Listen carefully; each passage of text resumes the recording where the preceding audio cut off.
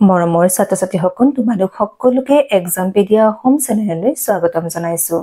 আজি তোমালোকৰ লগত আলোচনা কৰিব ওলাইছো ক্লাছ 6ৰ সমাজ বিজ্ঞানৰ 10 নম্বৰ চেপ্টাৰটো। তোমালোকৰ 10 নম্বৰ চেপ্টাৰটোৰ নাম হৈছে ভাৰতীয় সংস্কৃতিৰ ভেটি। ছাত্ৰ-ছাত্ৰীসকল আহা আজি এই চেপ্টাৰৰ অন্তৰ্গত প্ৰশ্নোত্তৰসমূহ তোমালোকৰ লগত আলোচনা কৰোঁ। মই ইতিমধ্যে ক্লাছ 6ৰ অসমীয়া বিজ্ঞান আৰু গণিতৰ ভিডিঅ' আগবঢ়াইছো। তোমালোকে যদি ভিডিঅ'সমূহ চোৱা নাই মোৰ চেনেলৰ প্লেলিষ্টত গৈ ভিডিঅ'সমূহ চাব পাৰিবা। আহা আজিৰ 10 নম্বৰ চেপ্টাৰৰ প্ৰশ্নোত্তৰসমূহ আলোচনা কৰোঁ। অনুশীলনী 1 নম্বৰ তলৰ প্ৰশ্নবোৰৰ উত্তৰ দিয়া। ক বেদ মানে কি? উত্তৰ বেদ হৈছে সংস্কৃত ভাষাত ৰচিত ভাৰতৰ প্ৰাচীন আৰু পবিত্ৰ গ্ৰন্থ। সংস্কৃত ভাষাত বেদ মানে হ'ল জ্ঞান। সেই বেদক জ্ঞান আৰু প্ৰজ্ঞাৰ উৎস বুলি গণ্য কৰা হয়। পিছৰটো কুৱেশ্যন, গ্ৰাম কি? উত্তৰ গ্ৰাম হ'ল কেইটামান কুল বা পৰিয়ালৰ সমষ্টি। পিছৰটো কুৱেশ্যন, বৈদিক যুগৰ উল্লেখযোগ্য নাৰী কেইগৰাকীমানৰ নাম লিখা। উত্তৰ বৈদিক যুগৰ কেইগৰাকীমান উল্লেখযোগ্য নাৰী হ'ল বিশ্ব আৰা, লোপামুদ্ৰা, ঘ্ৰুভ, অপলা আদি। 2 নম্বৰ বৈদিক যুগৰ সমাজ ব্যৱস্থাৰ বিষয়ে এটি টোকা লিখা। উত্তৰ বৈদিক যুগৰ সমাজ পিতৃপ্ৰধান আছিল। পিতৃ আছিল পৰিয়ালৰ মুৰব্বী। পৰিয়াল আছিল আটাইতকৈ সৰু গোট যাক কুল বা গৃহ বুলি জনা গৈছিল। গৃহ বা পৰিয়ালৰ মুৰব্বীজনক গৃহপতি বোলা হৈছিল। কেইটামান কুল বা পৰিয়ালৰ সমষ্টিক গ্ৰাম বোলা হৈছিল। গ্ৰামৰ মুৰব্বীজনক গ্ৰামনী বোলা হৈছিল। কেইবাখনো গ্ৰাম বা গাঁও লগলাগি একোখন বিশ গঠিত হৈছিল আৰু বিশৰ মুৰব্বীজনক বিশপতি বোলা হৈছিল।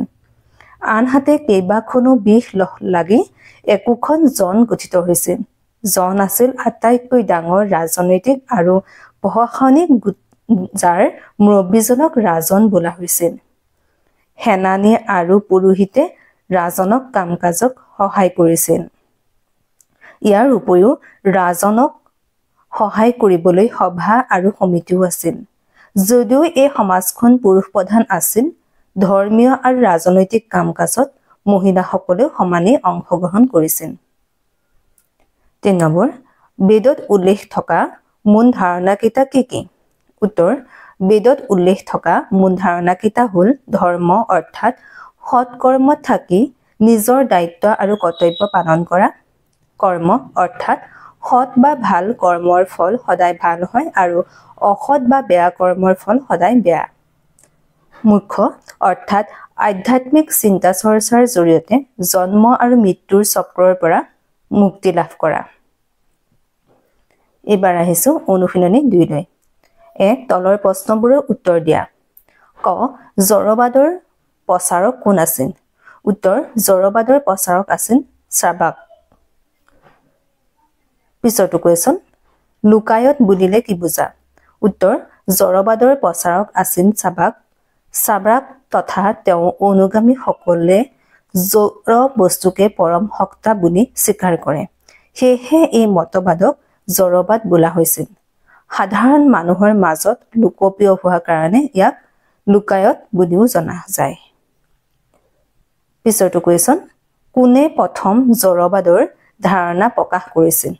উত্তৰ দাৰ্শনিক বৃহস্পতিয়ে প্ৰথম জড়বাদৰ ধাৰণা প্ৰকাশ কৰিছিল। পিছৰটো কুৱেশ্যন, জড়বাদৰ মতে জগতৰ সকলো বস্তু কোনকেইটা উপাদানৰ সমষ্টি? উত্তৰ জড়বাদৰ মতে জগতৰ সকলো বস্তু মাটি, পানী, অগ্নি আৰু বায়ুৰ সমষ্টি। অনুশীলনী 3 1 তলৰ প্ৰশ্নবোৰৰ উত্তৰ দিয়া। ক মহাবীৰ কোন আছিল? উত্তৰ মহাবীৰ আছিল জৈন মতবাদৰ প্ৰৱৰ্তক আৰু প্ৰচাৰক। পিছৰটো কুৱেশ্যন, জৈন ধৰ্মত মুঠ কিমান গৰাকী তীৰ্থংকৰ আছে? প্ৰথমজন তীৰ্থংকৰ কোন আছিল? উত্তৰ জৈন ধৰ্মত মুঠ 24জন তীৰ্থংকৰ আছে।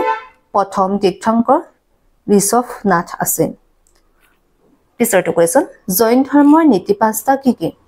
উত্তৰ জৈন ধৰ্মৰ নীতি 5টা হ'ল অহিংসা, কোনো জীৱিত বস্তুৰ অনিষ্ট সাধন নকৰা, সত্য সদায় সঁচা কথা কোৱা, অস্তেয় চুৰ নকৰা, ত্যাগ সম্পত্তি নৰখা, ব্ৰহ্মচাৰী জীৱন যাপন কৰা।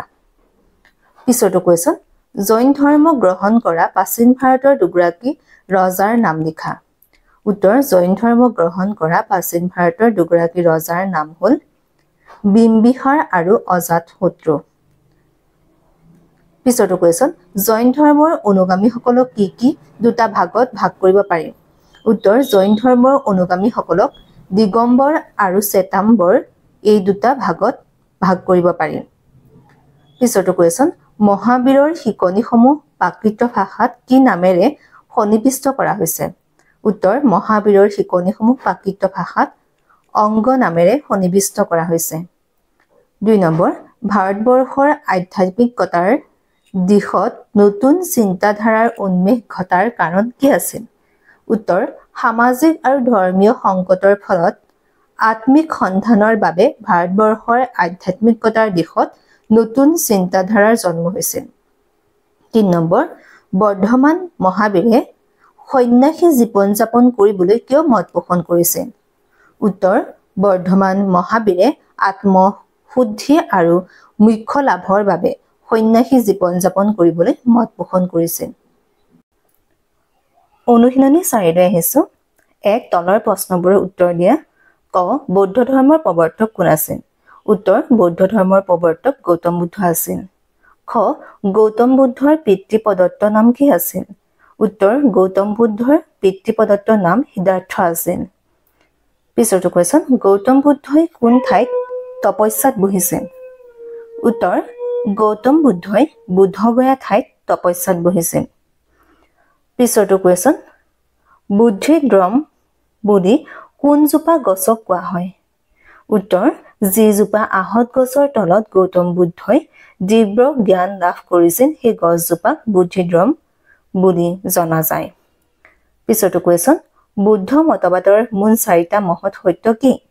উত্তৰ, বুদ্ধ মতবাদৰ মূল 4টা মহৎ সত্য হ'ল পৃথিৱীখন দুখময়, মানুহৰ আশা আকাংক্ষাৰ পৰা দুখৰ উৎপত্তি হয়, আশা আকাংক্ষা দমন কৰি ৰাখিলে মুক্তি সম্ভৱ হয় আৰু সেই মুক্তিৰ বাবে অষ্টমাৰ্গ বা 8টা পথ অনুসৰণ কৰাৰ প্ৰয়োজন আছে।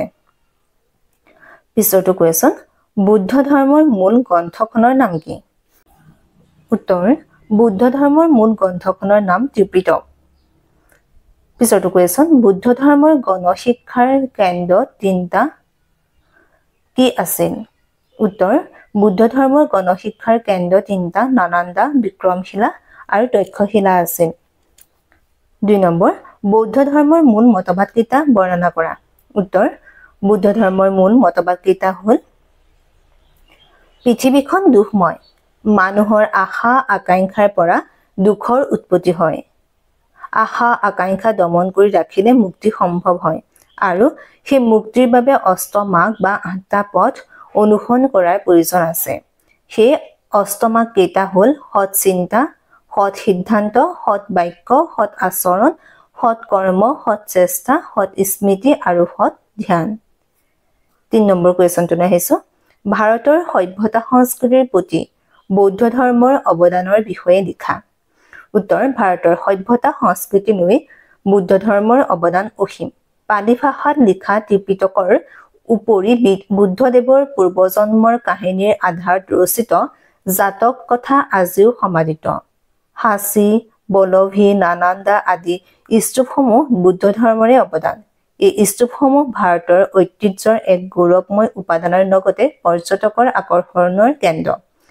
গান্ধাৰ চিত্ৰশিল্প, অজন্তা ইলোৰাৰ গুহা চিত্ৰসমূহ বুদ্ধ কলাৰ উৎকৃষ্ট নিদৰ্শন।